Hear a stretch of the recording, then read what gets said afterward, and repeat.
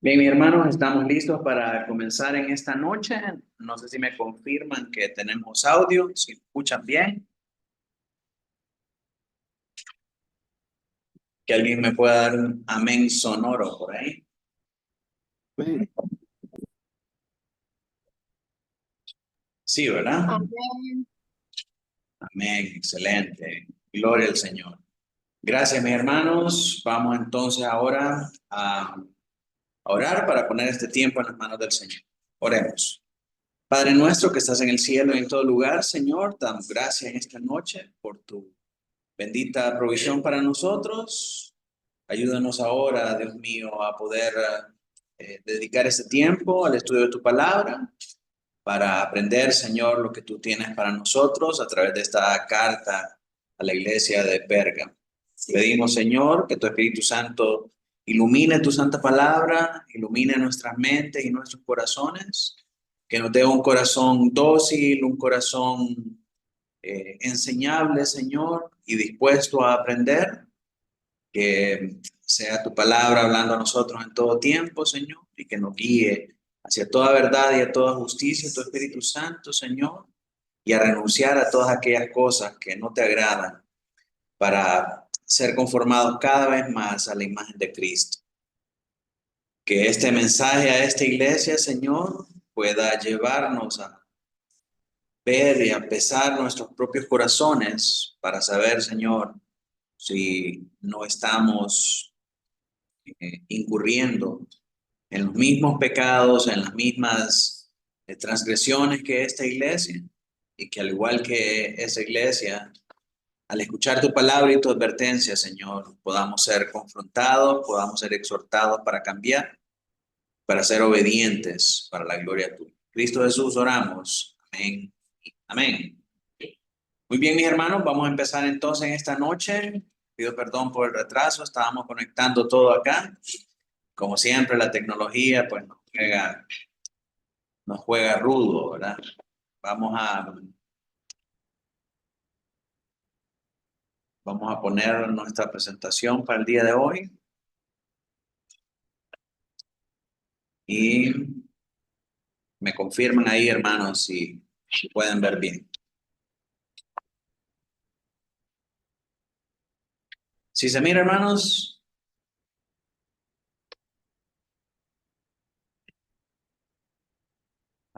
ahora los hermanos, los escuchamos acá en la iglesia. Si alguien me confirma que pueden ver ahí la pantalla. Amén, hermano, sí se mira, se ve bien. Muchas gracias. Amén, hermanos. Sí, se ve bien, hermano. Gracias, gracias. Ok, entonces, hermanos, venimos estudiando el libro del Apocalipsis y estamos en la sección de las cartas a las 7 iglesias. Luego vamos por la tercera carta, que es la carta a la iglesia de Pérgamo, y son los versículos del 12 al 17. Vamos a ver si me ayuda Mauro ahí a leer. Sí. Y escribe el ángel de la iglesia en Pérgamo, el que tiene la espada aguda de dos filos, dice esto: yo conozco tus obras y dónde moras, donde está el trono de Satanás, pero retienes mi nombre y no has negado mi fe, ni aun en los días en que Antipas, mi testigo fiel, fue muerto entre vosotros, donde mora Satanás. Pero tengo unas pocas cosas contra ti, que tienes ahí a los que retienen la doctrina de Balaam, que enseñaba a Balac a poner tropiezo entre los hijos de Israel, a comer de las cosas sacrificadas de los ídolos y a cometer fornicación. Y también tienes a los que retienen la doctrina de los Nicolaitas, la que yo aborrezco. Por tanto, arrepiéntete, pues si no, vendré a ti pronto y pelearé contra ellos con la espada de mi boca. El que tiene oído, oiga lo que el Espíritu dice a la iglesia. Al que venciere, daré a comer del maná escondido, y le daré una piedrecita blanca, y en la piedrecita escrito un nuevo nombre, el cual ninguno conoce, sino aquel que lo recibe. Amén. Es una carta muy interesante, ¿verdad? Con un montón de elementos por estudiar y alguna que otra mala enseñanza también por eh, deshacer, ¿verdad? Así que vamos a meternos de lleno al texto siguiendo siempre el esquema general que hemos venido trayendo para todas las cartas.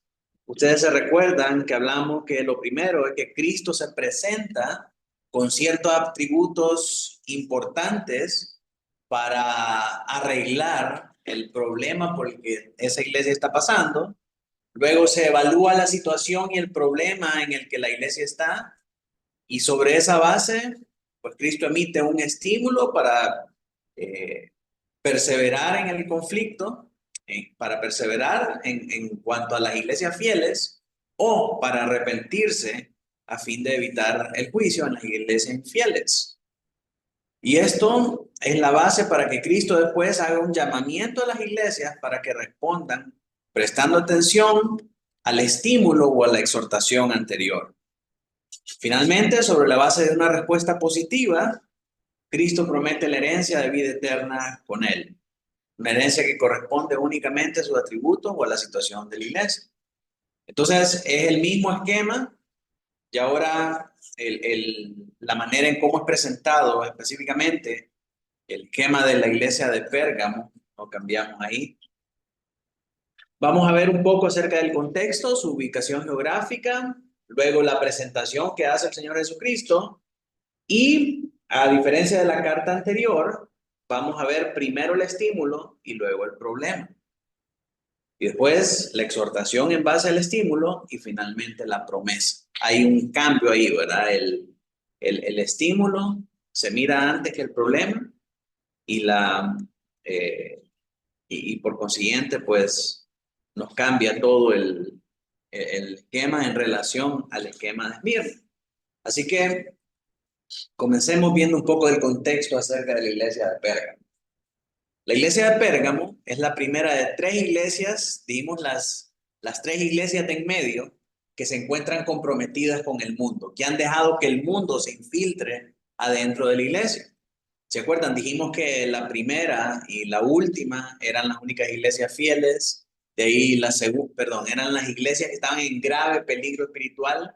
La segunda y la sexta son iglesias que están, que son fieles, y luego el bloque de las tres iglesias de en medio son iglesias que están comprometidas con el mundo, que han permitido que el mundo se infiltre adentro de la iglesia.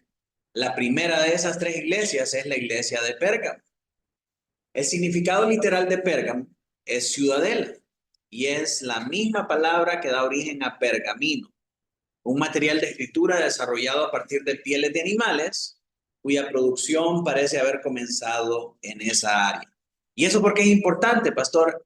Porque los pergaminos permiten que los manuscritos de cualquier texto de la antigüedad sean más duraderos en comparación con los papiros que habían antes, que era la tecnología antigua, ¿verdad? Que viene desde Egipto y los asirios y todo eso.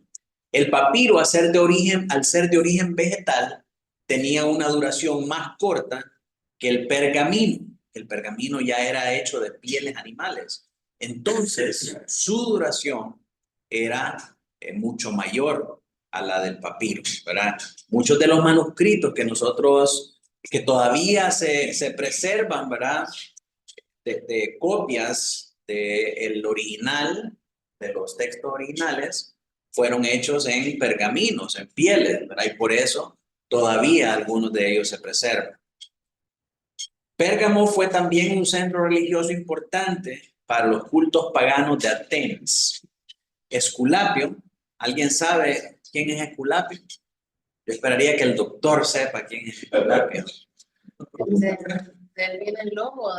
Sí, correcto. Es el dios griego de la medicina, ¿verdad? Vamos a ver un poquito más de él y por qué es importante este Esculapio. O tal vez lo conoce con el nombre original, que es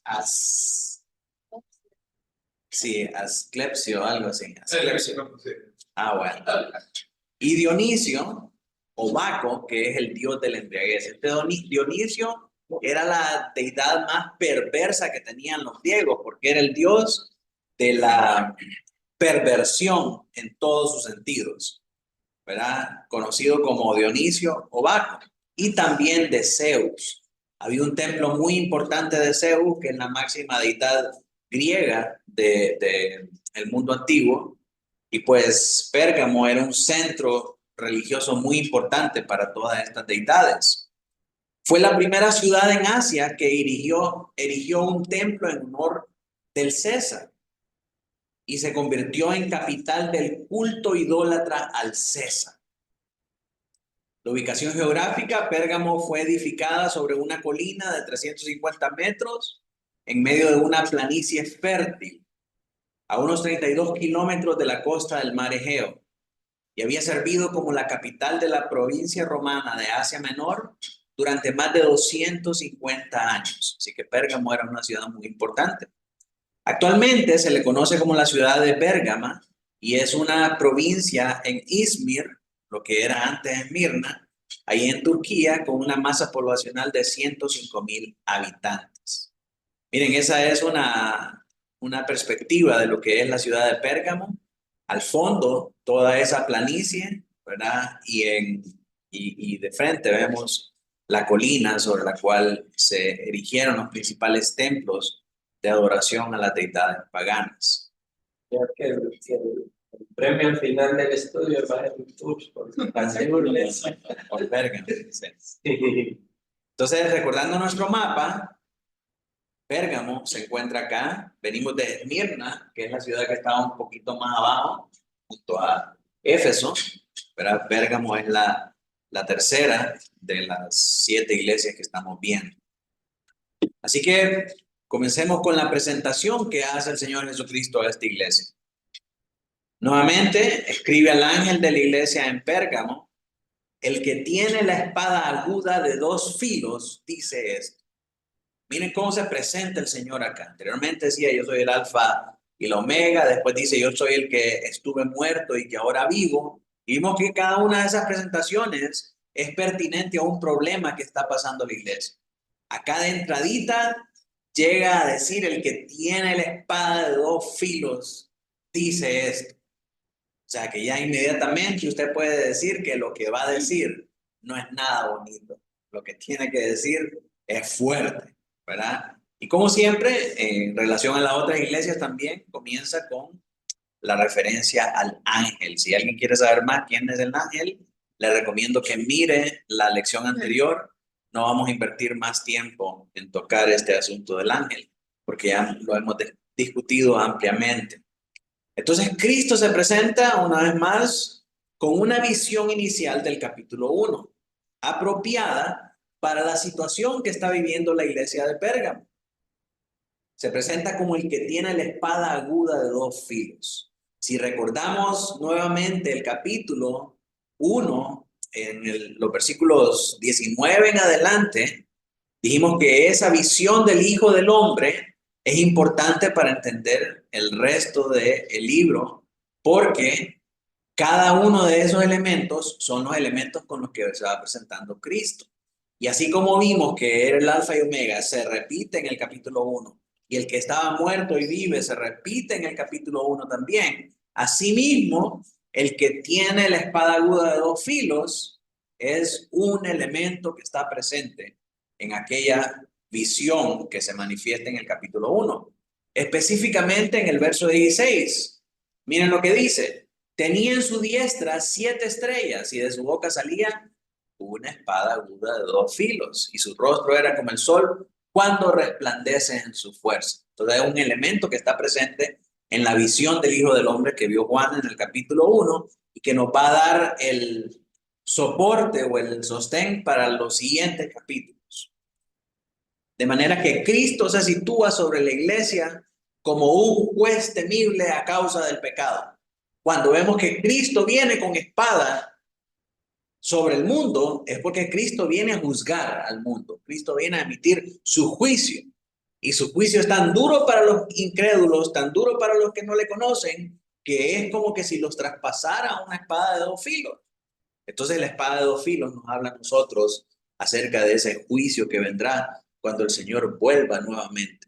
Así que cuando vemos acá que Él se presenta como el que tiene la espada aguda de 2 filos, esta es una imagen de juicio sobre esta iglesia. Si recordamos la estatua de la justicia, una de las cosas prevalentes en los elementos de ese estatua, es la espada con la que se imparte la justicia, precisamente, ¿verdad? Cuando vemos que Dios le ha dado a los gobiernos, a los gobernantes, el poder de la espada, es el poder para impartir justicia. Entonces, esta espada siempre está relacionada con lo que es la justicia. Y esta es la imagen, este juicio, ¿verdad? Que vemos en esta imagen del que tiene la espada aguda de 2 filos en su boca. Esta imagen de juicio vamos a ver nosotros que prevalece en todo lo que son, todo lo que es la carta esta a la iglesia de Pérgamo. Entonces, vimos la presentación, Cristo se presenta como un juez. Viene a traer juicio, sobre esa iglesia. Ahora miremos el estímulo. Verso 13, Héctor, si me ayuda a leer ahí. Yo conozco tus obras y donde moras, donde está el trono de Satanás, pero retienes mi nombre y no has negado mi fe, ni aún en los días en que Antipas, testigo fiel, fue muerto entre vosotros, donde mora Satanás. 2 veces menciona que es donde mora Satanás. Yo conozco tus obras y donde moras, donde está el trono de Satanás. Esto no se está refiriendo a la iglesia, se está refiriendo a la ciudad de Pérgamo. La ciudad de Pérgamo, al ser tan idólatra, el Señor Jesucristo compara a esa ciudad como la ciudad donde está el trono de Satanás. Ya vamos a ver cómo se relaciona esto. Pero dice, retienes mi nombre y no has negado mi fe. Ese es el estímulo. ¿Verdad? El Señor tiene algo bueno que decirle a esta iglesia. No has negado la fe, ni aun en los días de Antipas, mi testigo fiel, que fue muerto entre vosotros, donde mora Satanás. Aquí en medio de ese entorno donde mora Satanás, ustedes han guardado mi nombre y han permanecido fieles, aún a pesar de estar en gran riesgo de muerte. Cuando ya han matado a uno de ustedes en medio de ustedes, ustedes han mantenido mi nombre, les dice el Señor. El Señor tiene una palabra de advertencia contra esta iglesia, pero primero trae un estímulo. Y este es un buen ejemplo de cómo traer corrección. Me hizo pensar muchas veces en la manera en la que cómo corregimos a nuestros hijos. Muchas veces primero es no, cuidado, aquí, allá, esto y el otro. Pero muy poco traemos el estímulo primero. Mira, hijo, tú eres obediente, tú eres inteligente, tú eres aquí, tú eres allá. Y si eres tan inteligente, ¿por qué no haces lo que tienes que hacer? ¿Verdad? Es un gran ejemplo que nos muestra el Señor Jesucristo de cómo traer corrección con amor. Como conocíamos una hermana que decía, mira hermano, yo quiero decirte algo en amor y bendición. Ya sabemos nosotros que cuando decían amor y bendición, después venía la espada aguda de 2 filos. ¿Verdad? Porque decía, tú eres un haragán que no quiere hacer nada. Vale que lo estaba haciendo en amor y en bendición. ¿Verdad? Pero bueno, es un buen ejemplo de cómo traer corrección. Antes de confrontarlos con el pecado que los aqueja, él elogia a esta iglesia por esa área en la que ellos han logrado ser leales. Y al igual que los cristianos en Esmirna, también esta iglesia de Pérgamo dio testimonio abierto de su fe a Cristo, aún en medio de persecución, a punto de muerte. Aun cuando se desató una severa persecución, no negaron su fe en Cristo. Como en Esmirna, Satanás es identificado directamente como el verdadero enemigo de estos creyentes. A pesar de que es César el que está haciendo la persecución, a pesar de que son todos los fieles seguidores de Atenas, Esculapio, Zeus y Baco o Dionisio, al final, detrás de todos ellos es Satanás, utilizando el gobierno y utilizando la cultura popular para perseguir a los cristianos de esa época. Y dice que de hecho esta es la ciudad donde Satanás tiene su trono a causa de la persecución sistematizada del gobierno y la cultura anticristiana. Cristo identifica a esa ciudad como la ciudad donde mora el trono de Satanás. ¿Qué es este trono de Satanás? Es una referencia al hecho de que Pérgamo fue la primera ciudad de Asia Menor que construyó un templo para rendirle culto al emperador romano. Refiriéndose ella misma, se llamaban ellos mismos como la guardiana del templo para el culto de César. Se sentían orgullosos que le habían hecho un templo a César y que ahí sus pobladores le rendían culto al emperador de Roma. Como que si aquí hiciéramos un templo para la señora presidenta y todos fuéramos a rendirle adoración a la señora presidenta como diosa de Honduras, como patrona de Honduras, ¿verdad? Hay otras patronas ahí que se mencionan y se les rinde un culto similar, ¿verdad? Pero esta ciudad se sentía orgullosa de rendir ese culto de idolatría hacia el emperador romano, convirtiéndose así en el principal centro de esa práctica idolátrica en la provincia. Entonces, por eso era el trono de Satanás. También Pérgamo era un centro de culto a Esculapio, cuyo símbolo era una serpiente, lo que contribuyó a que Cristo viera la ciudad como un centro de autoridad satánica. Si la serpiente es el máximo símbolo de ese lugar, ¿verdad? Y se le adora a aquel que maneja la serpiente, entonces obviamente esa es una referencia a Satanás. El símbolo de Esculapio todavía es usado para representar la medicina en la actualidad.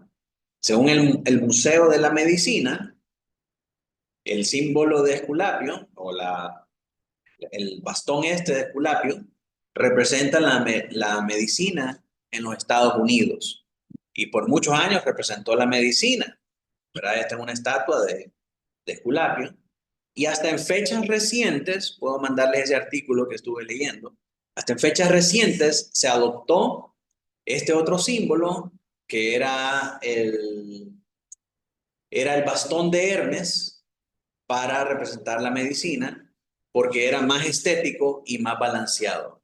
A diferencia del otro que solo tenía una serpiente, este tiene dos serpientes, ¿verdad? Era el báculo de Hermes y entonces estaba más balanceado, pero no está precisamente relacionado con la medicina, sino con otras industrias relacionadas con la medicina, como los fármacos y todo eso. Hermana Carla, vamos a ver qué dicen los doctores. Hasta la fecha, por ejemplo, como cristiana, el famoso, hasta se me olvida porque yo no lo utilizo, que lo hacen, dizque jurar a uno, por eso yo no lo hice, pues como cristiana me hice la loca, pero el hipocrático, que lo hacen jurar y le dicen ante no sé qué, de Esculapio, y ese es como el juramento hipocrático. Lo hacen jurar y ante Esculapio, que no sé qué, que no sé cuánto, y eso es una herejía, o sea, como cristiana, Sí. totalmente en contra, pero hasta la fecha hay gente cristiana que le dice, y el juramento que hizo, yo no hice ningún juramento ante Dios, es que yo puedo decir que voy a hacer las cosas como deben ser, pero eso es un total herejía, y hasta la fecha, cuando lo van a graduar a uno, lo ponen a jurar y a hacer ese dichoso juramento hipocrático. Sí, totalmente. Hay mucho misticismo, ¿verdad? Hay mucha práctica mitológica ahí en ese asunto. Sí, Según lo que estuve totalmente. leyendo acerca de Esculapio, Esculapio era un hijo de Zeus y Zeus se enojó con él porque al ser el dios de la medicina no estaba dejando pasar a muchos muertos al ultramundo. Entonces, nadie se moría a causa de Esculapio. Entonces Zeus se enojó mucho y lo mató, ¿verdad? Entonces solo quedó su báculo y posteriormente Hermes es reconocido, que era un mensajero de los dioses, era reconocido como, también conocido como Mercurio, ¿verdad? Y ustedes saben que esas alitas también están relacionadas con Mercurio. Posteriormente Mercurio o este Hermes fue relacionado con la medicina. Pero el punto es que sus símbolos son símbolos que representan en el cristianismo, ¿verdad? La presencia de Satanás, la serpiente antigua y el dragón en el libro del Apocalipsis. Y pues el hecho de tener una deidad por encima de Dios a quien rendían culto, cuyo símbolo era la serpiente, era un claro indicativo de que Satanás tenía una actividad intensa en esa ciudad y toda esa ciudad se dedicaba al culto a estas deidades. Por eso es reconocida esta ciudad como el trono de Satanás.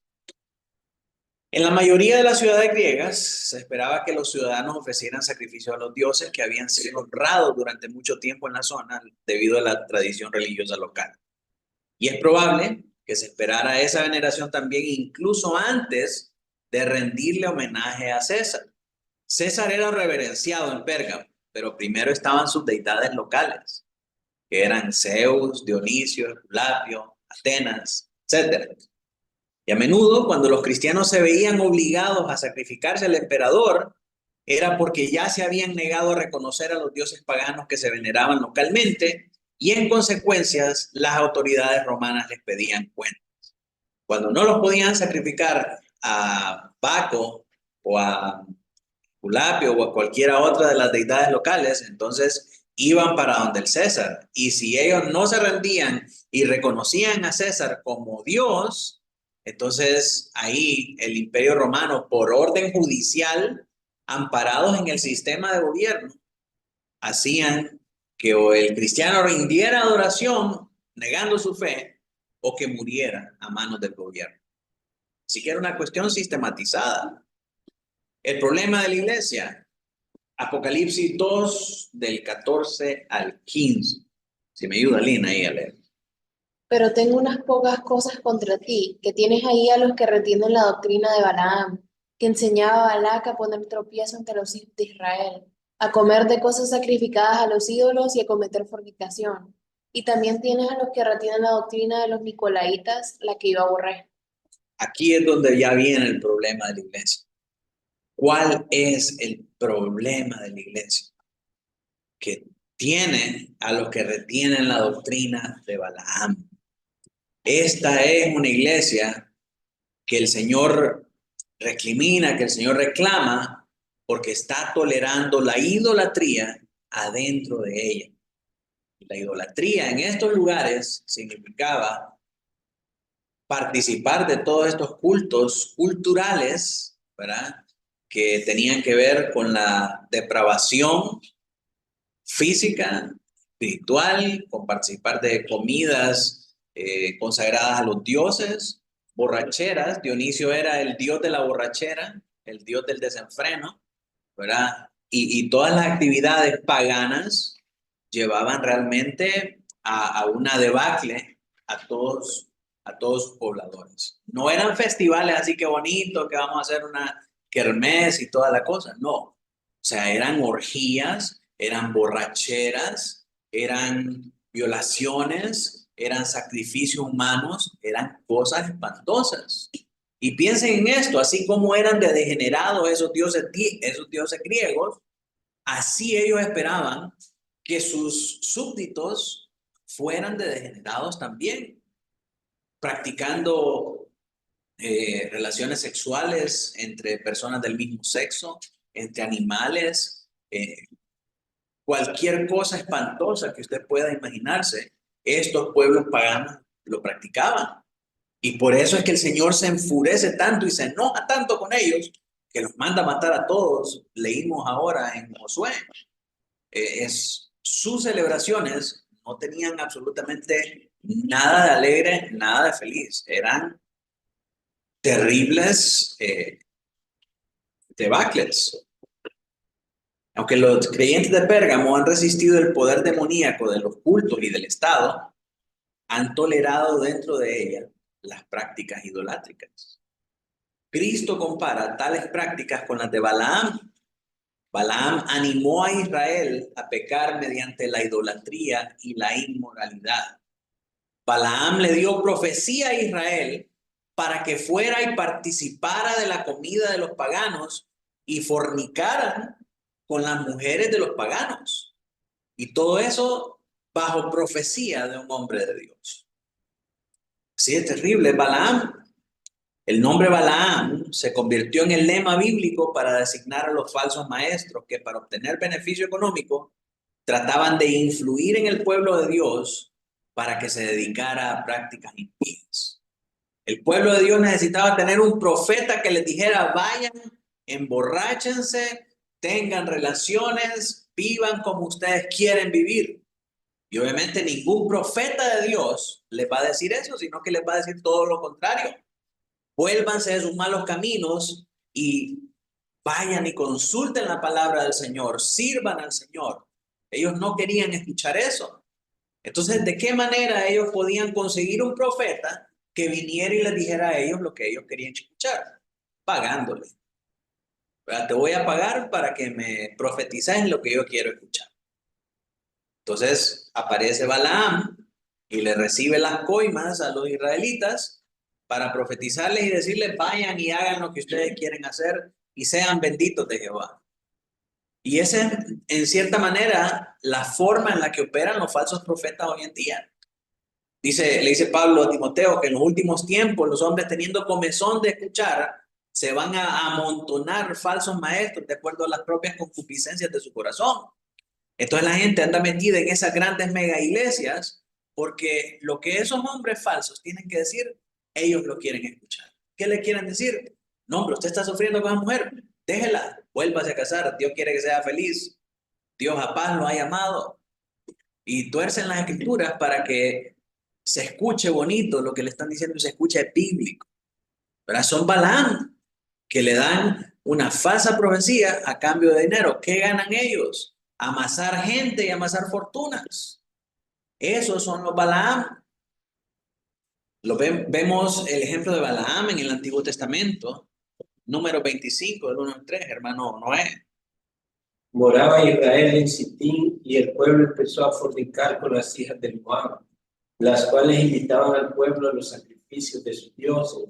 Y el pueblo comió y se inclinó a sus dioses. Así acudió el pueblo a Baal-peor y el furor de Jehová se encendió contra Israel. Antes de entrar a la tierra prometida, el Señor les dice, van a una tierra donde hay paganos y sus costumbres son diferentes a las del pueblo de Dios. Tienen otros dioses y otras prácticas que son contrarias a las leyes que yo les he dado a ustedes. Sacrifican a sus hijos al fuego de Moloc, se dan a borracheras, a incestos, a todo tipo de perversiones. Así que yo los mando ahí para que tomen posesión de su tierra y guárdense de no mezclarse con ellos. Llegan a Sitín y conocen a las hijas de Moab. Y las hijas de Moab llegan donde el pueblo de Dios y les dice, hey, vengan, coman aquí con nosotros, vamos a comer. No, hombre, si no pasa nada, no es iglesia, vamos a ir a comer nada más. Y ahí en esas comidas los incitan para que se vayan a rendirle adoración a su Dios y para fornicar. Entonces, de primas a primeras, el pueblo salió aplazado. Lo que el Señor les dijo que no hicieran, eso hicieron. Se fueron en pos de los moradores de aquellas tierras, siguiendo sus costumbres, siguiendo sus dioses y alejándose del Señor y su ley. En Números 31:16, vemos al gran Balaam, hermano.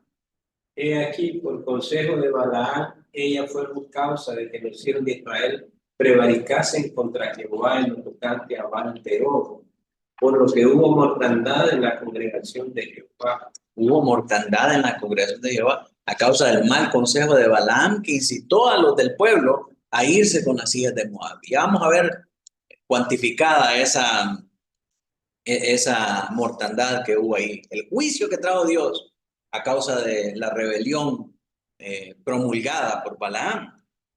Y como decíamos que Balaam se convirtió en el referente para los falsos profetas, ¿verdad? Todos los escritores en el Antiguo Testamento y en el Nuevo Testamento relacionaban el actuar y el modus operandi de los falsos profetas con el actuar de Balaam. Entonces, se convirtió de uso popular decirle automáticamente a un falso profeta, ese es un Balaam.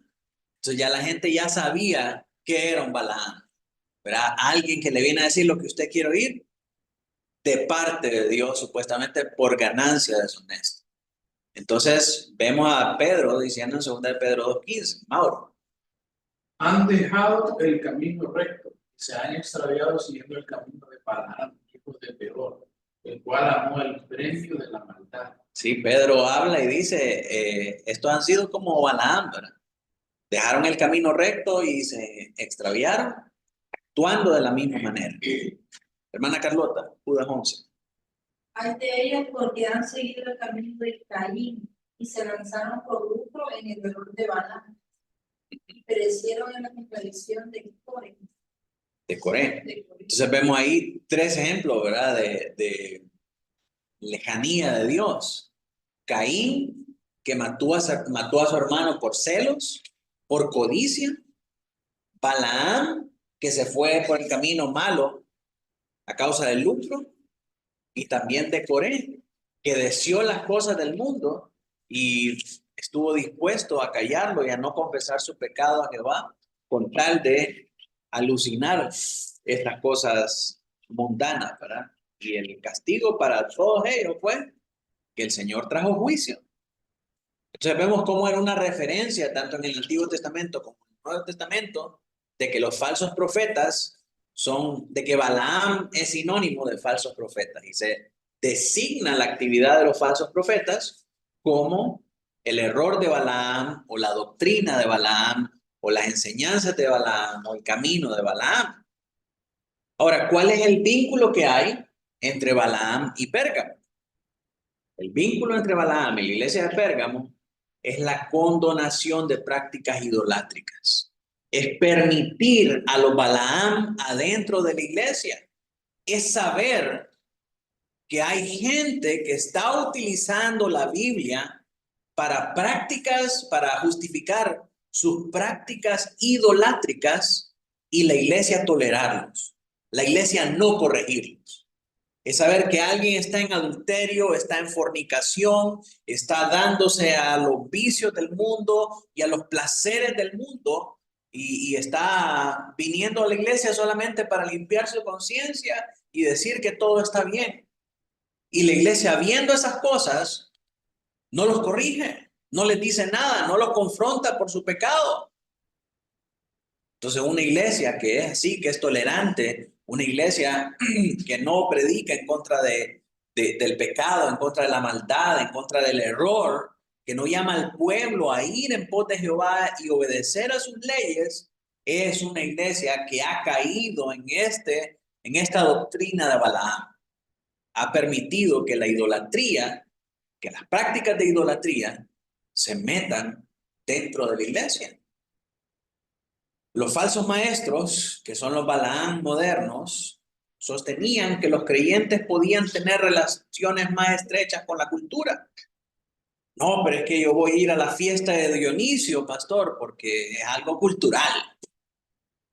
Es cultural la borrachera, así que vamos a participar de esa cuestión. Y yo no lo estoy haciendo por convicción, sino que por cultura. ¿Para qué hombre más culto? Participar de todos estos cultos a estas deidades significaba tener una relación más estrecha con la cultura, con las instituciones que perseguían y eran anticristianos y con la religión pagana que demandaba adoración a dioses que no eran Jehová. Y estos Balaames modernos lo que hacían era que llevaban a la iglesia a participar en esas cosas y a tener un apego más estrecho del que Juan consideraba que era propio para un cristiano. Pastor, Como los carnavales. ¿Perdón?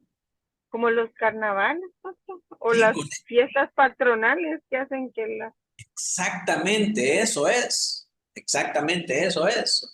Entonces, perdón. Carnaval de la Ceiba. El Carnaval de la Ceiba, la Feria Jundiana y todo. Pastor, prestemos la iglesia para una kermés de la Feria Jundiana, para una carrera de cinta o para alguna situación de eso. No, ¿verdad? Tiene que haber. Que ahora tiene el elemento de la ideología de género, ¿no?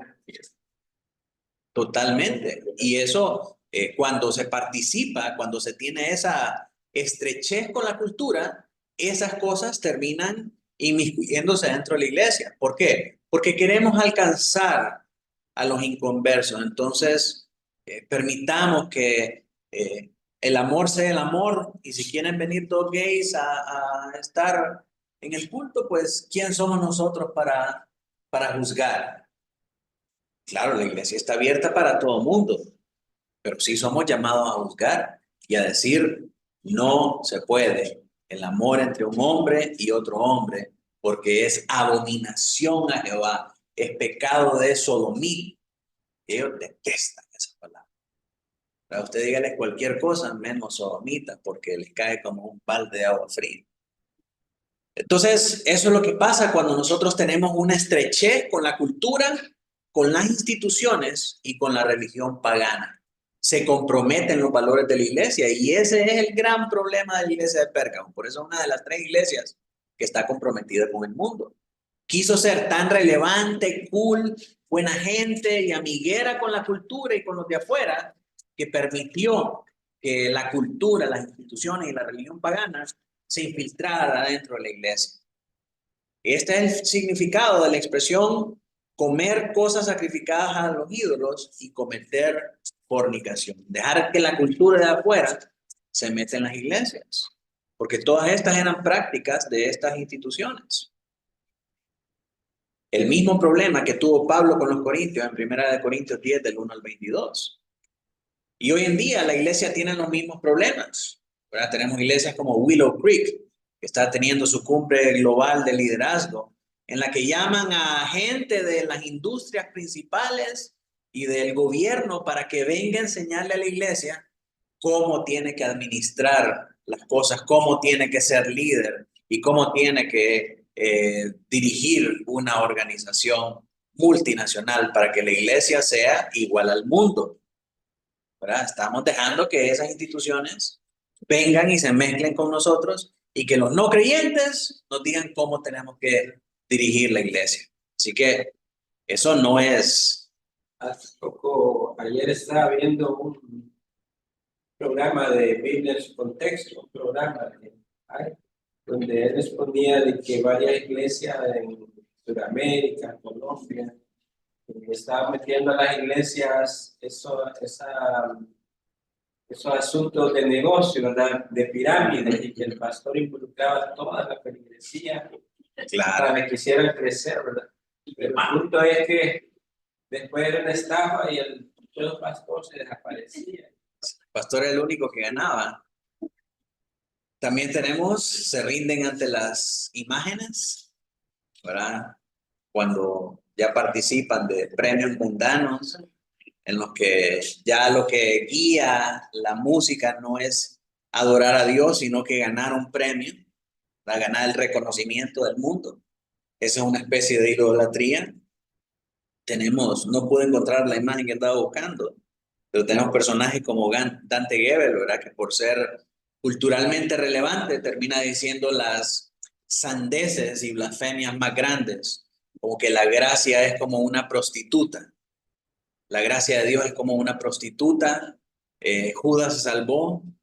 Puede tomar la Santa Cena con papitas fritas y Coca-Cola, trivializando la doctrina, trivializando la santidad del Evangelio a causa de ser culturalmente relevante y poder permitir que la cultura se infiltre dentro de la iglesia. Y tenemos pastores como Rick Warren, de Una Vida con Propósito, haciendo acuerdos y dirigiéndose al Papa como el Santo Padre, ¿verdad? Yendo en contra de la Escritura para mezclarse con el mundo. Y esto es un ejemplo de cómo la iglesia ahora es culpable de permitir la doctrina de Balaam adentro de sus paredes, ¿verdad? Ese Rick Warren públicamente pidió disculpas por no dejar por muchos años a las mujeres. Sí, correcto. Prefiere ir en contra de lo establecido por la Biblia a quedar mal con su gente. ¿Y por qué dejan a las mujeres ser pastoras? Porque la mayoría de su membresía son mujeres. Y en una cultura, en una población como Estados Unidos, donde la asistencia a la iglesia va cada vez en declive y lo único que mantiene la asistencia son las mujeres, entonces le conviene a los pastores quedar bien con las mujeres. Y por eso ese es un tema que se está empujando con mucha fuerza en denominaciones como los Bautistas del Sur, que es la segunda denominación cristiana más grande de todo el mundo, ¿verdad? Y varias veces han podido empujar para atrás y sostener la postura Pero el mundo y la cultura sigue empujando, sigue empujando. Va a llegar un momento en que va a llegar uno de esos pastores y va a decir, no, dejemos a las mujeres ser pastores. ¿Por qué? Porque necesitan eso para ser validados, para tener sus iglesias con suficiente membresía y no sucumbir. Litsi creo que tiene la mano levantada. Dios les bendiga. ¿Me escuchan? Chamos. Pastor, puedo observar algo. No sé si es algo parecido a lo que usted ya mencionó, pero prácticamente lo que el Señor tiene contra la iglesia no es solo su permitir que la cultura entrara, sino también no juzgar tales acciones. Sí, correcto, correcto. Al permitir ellos, al ser permisivos con esta gente y no juzgarlos, no hacer lo que tenían que hacer, son igualmente culpables de ese pecado, ¿verdad? Porque, como dicen las abuelitas, hechor y consentidor tienen la misma paga. No es solamente que tenemos Balaam en medio de nosotros, sino que los toleramos y no hacemos nada por corregirlos, por confrontarlos y por decirles, si usted no se arregla con el Señor, se tiene que ir, o se arregla, o se convierte, o busque otra iglesia. Porque si no, mis hermanos, el juicio es inminente para esta iglesia a causa de estas personas. Y probablemente ahí hay buenos cristianos, ¿verdad? Y vamos a ver más adelante que la exhortación que le hace el Señor es a que se arrepientan. ¿De qué? De estar permitiendo a esa gente adentro de ellos. Así que, sí, hermana, es correcto, ¿verdad? No solamente es el hecho de que están ahí en medio de ellos, sino que el no hacer nada para confrontarlos, para corregirlos, y en última instancia echarlos de la iglesia. Y por esas cosas van a ser culpables del juicio de Dios. Complicidad. Es complicidad, correcto. Entonces, hablemos un poco de los nicolaitas. Apocalipsis 2:15 dice, también tienes a los que retienen la doctrina de los nicolaitas, la que yo aborrezco. Y esta es una referencia a que es probable que una facción de la iglesia ya esté desgastada, ya cedió a estas presiones del mundo, ¿verdad? Al ver, lógicamente, el martirio y la persecución que todas estas instituciones, la religión pagana, el gobierno y todo lo demás, están ejerciendo sobre la iglesia, y encima ya mataron a un hermano, quizás estos hermanos, ¿verdad? Dicen, no, lo mejor es dejarlo, pues, y al final no podemos hacer nada. A esos el Señor los reprende, ¿verdad? Y les dice, tienen esta gente que yo los aborrezco. Tanto estaban estos nicolaitas que estaban ahí, estaban señalando a la iglesia en dirección de ceder ante el mundo y ante estas instituciones. La comparación que se hace con Balaam también sugiere que los falsos profetas estaban involucrados con esta facción. Encima de estos hermanos que estaban presionando para que la iglesia cediera, estaban todos estos falsos maestros, todos estos Balaam, que los estaban apoyando y eran los que llevaban la voz cantante en ese impulso hacia ceder y hacia permitir que todas estas cosas se infiltraran en la iglesia. El beneficio económico, al igual que con Balaam, pueden haber sido también indicador. Lógicamente, cuando el gobierno empieza a confiscar sus bienes, empieza a retener todas las ayudas y a decir, no, ustedes no van a comer, sus hijos son míos y todo lo demás, como sucede con gobiernos socialistas, ¿verdad? La gente se desespera. Dice, yo tengo que darle de comer a mi familia, ¿qué voy a hacer? Niegue a Cristo y tenga sus raciones. Bueno, ni modo. Entonces eso, llega a la iglesia y le dicen, hermanos, no podemos hacer nada, tenemos que hacer lo que ellos dicen. Hagamos estas cosas. Y ahí van. Y eso se ve también, por ejemplo, más en las iglesias de Estados Unidos liberales, ¿verdad? Que reciben el apoyo a causa de que hablas. Totalmente, totalmente. Y si usted va, por ejemplo, en el tiempo de pandemia y aún ahorita, si usted necesita dinero, necesita alimentos, usted puede ir a una de esas iglesias y le dan cualquier cantidad de alimentos. Provisiones valoradas de $300, $500 para arriba. Imagínense. ahorrarse 300, 500 dólares en la semana a causa de todas estas provisiones. Claro, iglesias que reciben ayuda de un gobierno liberal que promueve la ideología de género, matrimonios del mismo sexo, el aborto y todo lo demás. Con ellos, lo que usted quiere. Así que esto es tremendo, hermanos, cuando se lleva a la vida real y no estamos muy alejados de la realidad, ¿sí? Los cristianos sin duda habían sufrido económicamente por mantenerse fieles a sus principios. Exhortación final. Aquí vimos objeto o pastel. Perseverar o arrepentirse. ¿Cuál creen que, por qué vía nos vamos?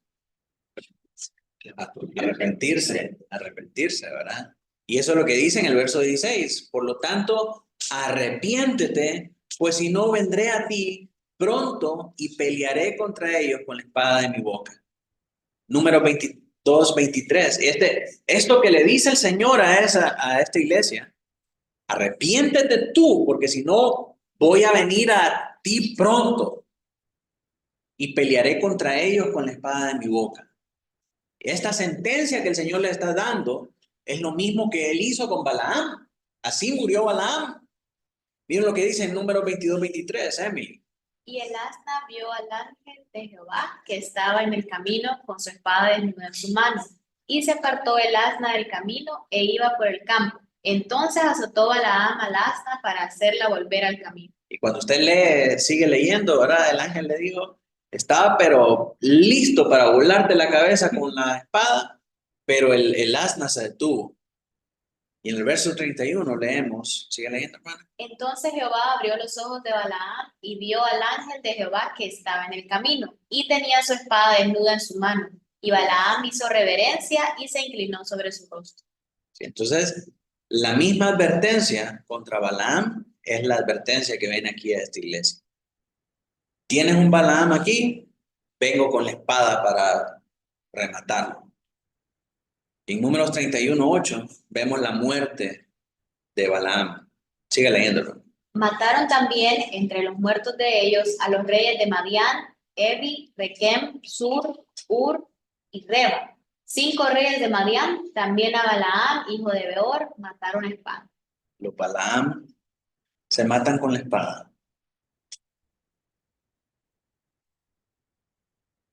Así que esa es la advertencia que el Señor tiene contra esta iglesia. Ahora el mensaje, los falsos maestros van a correr la misma suerte que Balaam a menos que se arrepientan. El Señor va a bajar su espada, va a traer juicio sobre ellos. Y la iglesia, y aquí vamos a lo que dijo la hermana Litsi, la iglesia tampoco debe pensar que está exenta de castigo si sigue tolerando a estos malhechores, ya que la tolerancia en contra del pensamiento popular de nuestra cultura también es pecado. Como va a quedar más claro en la siguiente carta, que es la carta a la iglesia de Tiatira. Hay una condena acá por esta tolerancia hacia la cultura, hacia las instituciones de gobierno y hacia la religión pagana que quiere meterse en las cosas de Dios, donde Dios no los ha mandado y Dios no les ha dado poder para influir sobre la iglesia. En los días de Balaam, el juicio cayó sobre muchos de Israel por no haber juzgado a los idólatras. ¿Sí? Dios trajo juicio a Israel porque no juzgó a los idólatras, porque no juzgó a los Balaam. Y miren cuál fue el juicio. Número 25:9. Claudia, si puede ayudarme. Y murieron de aquella mortandad 24,000 personas del pueblo de Israel murieron a causa de esta complicidad con los idólatras. Pablo vincula explícitamente este mismo juicio de Dios sobre los israelitas con su advertencia a la iglesia de Corintio que estaba en este mismo asunto de tolerar la idolatría. Y les dice, el juicio viene para ustedes si no se arrepienten. Entonces, la promesa termina con una promesa muy hermosa, esta reprensión del Señor. Verso 17.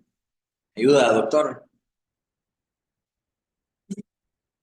El que tiene oído, oiga lo que el Espíritu dice a las iglesias. Al que venciere, daré a comer del maná escondido, y le daré una piedrecita blanca, y en la piedrecita es escrito un nombre nuevo, el cual tú no conoces, sino aquel que lo recibe. Al igual que Éfeso, Pérgamo necesita oídos para oír lo que el Espíritu dice acerca de su propio pecado a vencer. Si pueden vencer su pecado de tolerancia y ejecutar la disciplina en ambos grupos, Cristo les promete que heredarán una recompensa triple. O sea, cuando hablamos de ambos grupos, hablamos de los Balaam y de los Nicolaitas que están haciendo todo el relajo ahí adentro de la iglesia. Cristo les promete una recompensa triple. ¿Cuál es esta? El maná escondido. Les voy a dar el maná escondido, una piedrecita blanca y un nombre nuevo. Ahora miremos rápidamente qué es esto. Maná escondido. En lugar de la comida, sacrificar a los ídolos, que era el problema que estaba pasando ahí en la iglesia, que es una comida que puede comerse ahora, pero comer de ella los va a excluir del banquete de la boda del Cordero. Cristo les promete una comida que, aunque no se puede ver ahora, se consumirá de forma consumada en la cena de la boda del Cordero. Leemos eso en el 19:9. Ahí son esas cenas de la boda del Cordero, y ahí están los que participan de ella. Y por tanto, este maná escondido, este banquete que el Señor le va a dar a los que permanecen fiel, representa la comunión con Dios. El Señor Jesucristo dijo en Juan 6:48-51, yo soy el pan de vida. Vuestros padres comieron el maná en el desierto y murieron. Este es el pan que desciende del cielo para que el que de él come no muera. Yo soy el pan vivo que descendió del cielo. Si alguno comiere de este pan, vivirá para siempre. Y el pan que yo daré es mi carne, la cual yo daré por la vida del mundo. Qué hermoso esto. Es una promesa al pueblo a decirle no añoren ni reciban el pan de estos ídolos. No reciban esta comida sacrificada a los ídolos. Si ustedes permanecen fieles, yo les voy a dar el pan de vida, el pan que descendió del cielo, el maná escondido que es Cristo Jesús. Vamos a estar con el Señor Jesucristo. Así que eso debe alentarnos y motivarnos a permanecer fieles. En segundo lugar, la piedrecita blanca. Las piedras blancas significaban varias cosas entre los pueblos de la época. Para los romanos, una piedra blanca era una señal de aprobación, absolución, invitación a un evento. De hecho, el tribunal de los romanos se llamaba bimá y era una estructura hecha de un mármol blanco. Por eso se habla, cuando hablamos del juicio de Cristo, el juicio del trono blanco es el bimá, ¿verdad? Es una estructura como de una piedra blanca, de un estilo de piedra blanca. Entonces, esta piedra blanca significa absolución, aprobación, invitación a un evento. Y para los griegos, le daban a los atletas que ganaban las Olimpiadas, como parte de su galardón, una piedra blanca que era la consigna de entrada a la celebración que se hacía después en honor a los vencedores.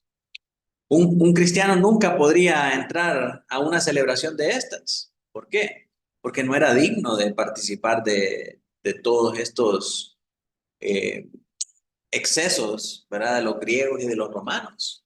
Entonces, al decir es Cristo, yo les voy a dar la piedrecita blanca, es así como que a mi fiesta, a mi banquete, ustedes iban a ser invitados. Para los judíos, las piedras blancas eran votos de absolución o pase de admisión a ocasiones especiales.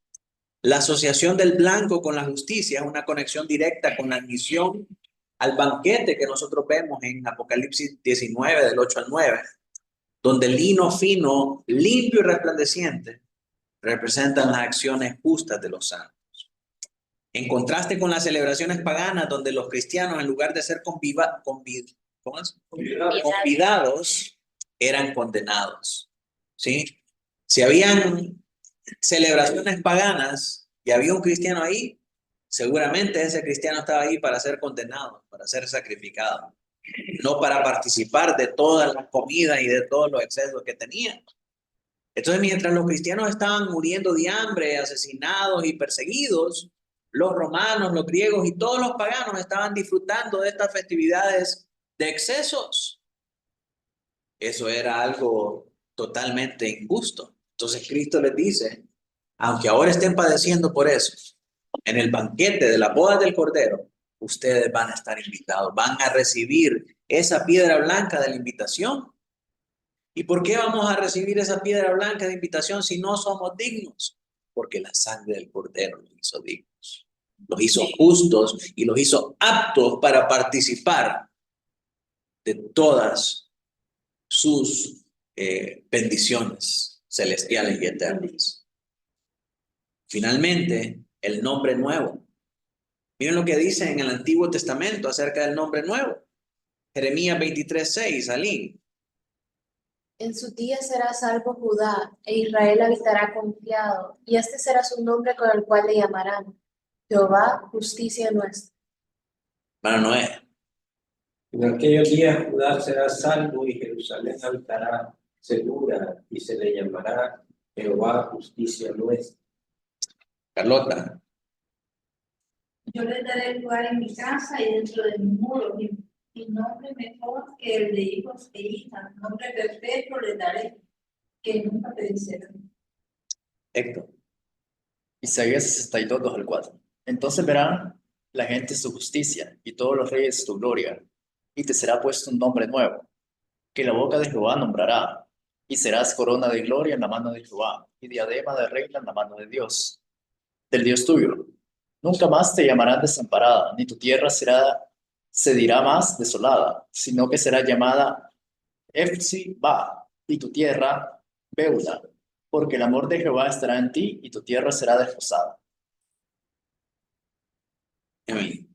Por esta causa doblo mis rodillas ante el Padre de nuestro Señor Jesucristo, de quien toma nombre toda familia en los cielos y en la tierra. Lo que quiero que vean acá es que cuando el Señor da un nombre nuevo, ese nombre es en relación a nuestra asociación con Él. No es que antes te llamabas Mauricio, ahora te vas a llamar Camilo. No, eso no es lo que está diciendo acá, ¿verdad? Está diciendo que ese nuevo nombre va a representar nuestra nueva asociación con Cristo. Ahora somos cristianos y por este nombre sufrimos y somos perseguidos. Pero seremos dados un nombre, así como el pueblo de Dios anhelaba ser llamados por otro nombre que esclavos, ser llamados, como el Señor les dice, los llamarán Jehová, justicia nuestra. Ustedes son la justicia de Dios. Entonces, es un cambio en nuestra relación con Él. No es que vamos a recibir un nombre especial. Ahora, ¿por qué un nombre nuevo? ¿Por qué les dice el Señor? Ya vimos que todas las cosas que el Señor le está dando son una respuesta a algo que la iglesia está pasando. Por ahí vimos en el caso del maná, no comer comida sacrificada a los ídolos, la piedrecita blanca era una invitación a una festividad o a un banquete en el que ellos no están participando en la tierra, pero van a participar en la eternidad. Y ahora, ¿por qué un nombre nuevo? ¿Cuál es la importancia y la trascendencia de ese nombre nuevo? Y encontramos la respuesta en el verso 13, cuando el Señor le dice: yo conozco tus obras y donde moras, donde está el trono de Satanás, pero retienes mi nombre. Ellos han retenido el nombre de Cristo. Lo que el Señor les está diciendo, ¿sabes qué? Has sufrido por este nombre en la tierra, pero ahora te daré un nombre que no estará asociado a tu sufrimiento, sino a la victoria final.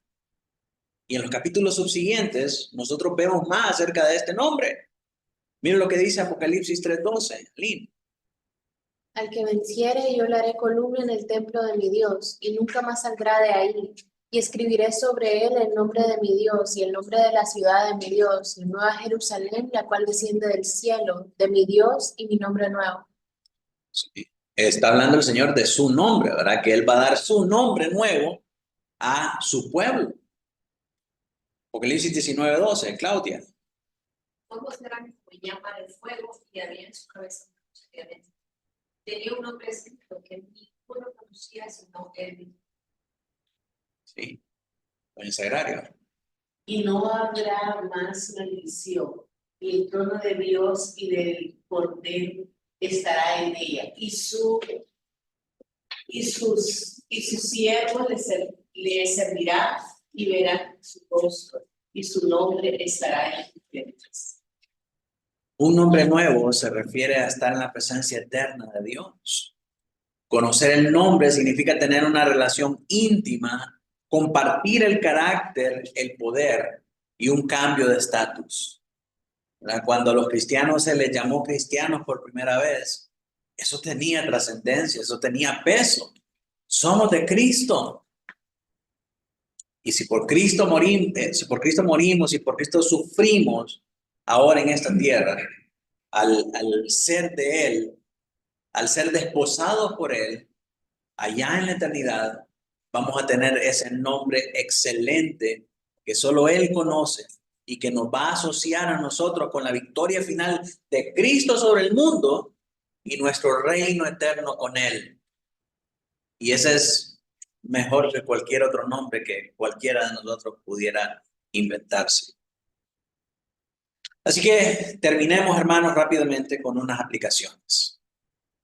La iglesia de Pérgamo estaba en peligro de ser juzgada porque toleraba a algunos dentro de ella que comprometían su fe en Cristo mediante la participación en prácticas idolátricas, probablemente para evitar sanciones sociales y económicas. En nuestra iglesia, ¿está nuestra iglesia amenazada por alguna forma de compromiso con el mundo? Existen prácticas idolátricas que podrían llevarnos a nosotros o a nuestra iglesia bajo el juicio de Dios. Cristo viene a la iglesia de Pérgamo con una espada que va a usar para hacer la guerra contra ella si es necesario. Vivimos nosotros como cristianos en una medida suficiente de santo temor de que esto llegue a ocurrirnos a nosotros, para apartarnos de todas estas prácticas de idolatría y no ser tolerantes con el pecado en nuestra propia vida y con el pecado en nuestra iglesia. Que no seamos como aquellos de los que Jesús dice: no todo el que me dice Señor, Señor entrará en el reino de los cielos, sino el que hace la voluntad de mi Padre que está en los cielos. Si continuamos ahí leyendo, dice: Señor, pero en tu nombre echamos fuera demonios, hicimos milagros y todas las cosas. Y el Señor les dice: apartados de mí, nunca os conocí. Quiera Dios que no seamos nosotros de eso. Que creyéndonos cristianos, estamos practicando estas prácticas idolátricas que no tienen absolutamente nada que ver con rezarle a santos ni a imágenes de yeso, sino que tienen que ver con dejarnos llevar por nuestras propias concupiscencias, por nuestros propios deseos carnales. Y también que toleramos el pecado en otros aquí en la iglesia. Así que, mis hermanos, que el Señor nos ayude en esto. En nuestra próxima clase vamos a estar viendo el mensaje a la iglesia de Tiatira, que es muy similar a la iglesia de Pérgamo. Como dijimos, estas tres iglesias están padeciendo de lo mismo. Están comprometidas ante el mundo y están dejando que el mundo se infiltre adentro de ellas. Vamos a terminar orando al Señor. A ver si algún hermano está por aquí.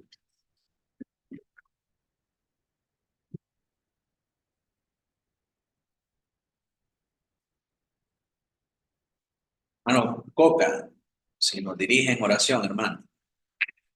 Sí, buenas noches. Amantísimo Padre Celestial, gracias Señor por esta lección, en este estudio bíblico, Padre, que hemos recibido. Gracias Señor por tenernos prestos, Señor, a escuchar tu palabra, por esta oportunidad, Señor, de ser exhortados por medio de tu palabra y este estudio de Apocalipsis. Padre amado, Te pido perdón, te pedimos perdón aquí, este grupo de tus hijos que han estado ahí presenciales y nosotros a la distancia, Padre, te pedimos perdón por si hemos permitido esas prácticas, así como la iglesia de Pérgamo. Señor, te pedimos perdón, nos arrepentimos, Señor, de estos pecados, pero Padre amado, también sabemos que en tu gracia, sabemos que en tu misericordia, Señor, también tú miras ese arrepentimiento a bien. Padre amado, eh, te pido que todas estas enseñanzas puedan calar en lo profundo de nuestro corazón, Padre, para poder eh, cambiar, Padre, con tu ayuda y la ayuda del Espíritu Santo, Señor, poder cambiar lo que tengamos que cambiar en nuestra vida, Señor, para hacerte más fieles. Te pido, Señor, que nos dirijas en el resto de la noche, que tengamos un buen descanso, Señor, y que todo lo que hagamos de día y de noche, Señor, sea para agradarte a ti, para la honra y gloria tuya. En el santo nombre de tu Hijo amado Cristo. Amén.